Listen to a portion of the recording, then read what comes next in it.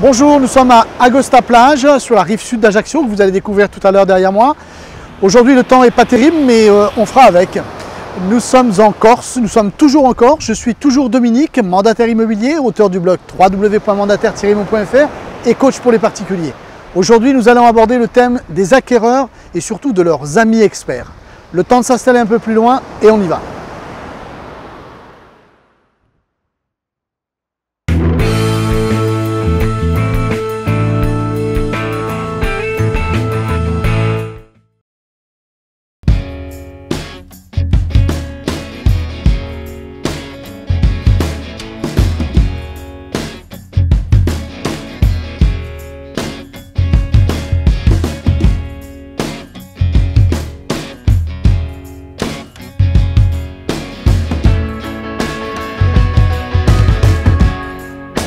Voilà qui va rétablir une vérité, il ne fait pas toujours très beau en Corse. Aujourd'hui, le programme, les acquéreurs et surtout leurs amis experts. Le jeune couple charmant, très enthousiaste, auquel vous avez fait visiter hier ce douillet étroit de la rue des Amoureux, avait promis de vous rappeler aujourd'hui. Pour vous, il ne fait aucun doute qu'ils vont faire une offre d'achat non loin du prix demandé par le propriétaire. Le téléphone sonne et c'est bien nos deux tourtereaux qui sont à l'appareil. Mais non pour vous donner raison, car dans l'immédiat, ils veulent d'abord, devinez quoi, revisiter en compagnie de leur tonton qui a sévi dans le bâtiment dans ses jeunes années. C'est ce que j'appelle la contre-visite de tous les dangers. Les amis experts de nos acquéreurs doivent faire un choix et trancher entre deux options. Dans le cas présent, la première option sera de conforter votre couple dans leur coup de cœur, la deuxième, de les en dissuader complètement. Hélas, la nature humaine est ainsi faite qu'elle considère inconsciemment qu'il est plus valorisant de passer pour le sauveur. Il y a donc de fortes chances pour que le tonton endosse le costume du tonton flingueur plutôt que de celui du tonton prescripteur. Même si l'exercice va s'avérer périlleux, rien n'est perdu.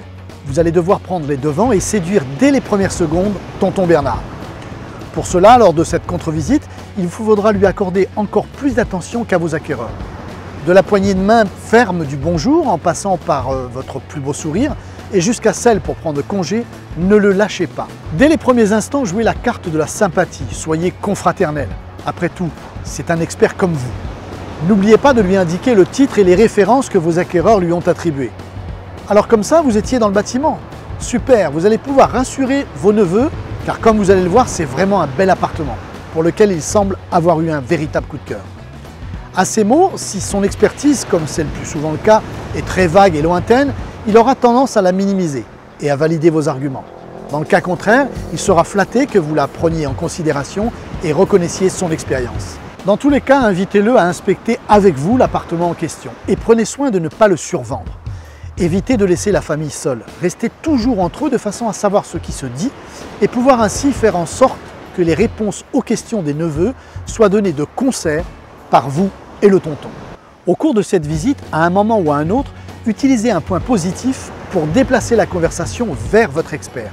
Exemple, vous avez vu ces beaux volumes qu'offre le salon? Au cours de votre carrière, vous avez dû en voir des tas d'appartements avec des salons ridiculement petits, non? Ou bien encore, en vous adressant au neveu, demandez à votre oncle aujourd'hui si on ne construit plus de chambres de cette surface. N'est-ce pas, monsieur? Même si beaucoup d'autres techniques peuvent être employées, celles-ci font partie des bases que vous ne devez pas manquer d'utiliser. En ne les appliquant pas, vous prenez le risque de voir le tonton flingueur laisser s'envoler vos tourtereaux et pointer son arme sur vous pour faire capoter la vente. Voilà, c'est déjà fini. Avant de vous quitter, je vous rappelle que l'atelier prise de mandat est ouvert et que vous pouvez accéder à la vidéo de présentation via le lien qui s'affiche en haut à droite si vous êtes sur YouTube ou dans la zone statut si vous êtes sur Facebook. Comme d'habitude, si vous avez aimé cette vidéo, cliquez sur j'aime et partagez-la. Moi, je vous dis à la semaine prochaine et vous souhaite plein de succès.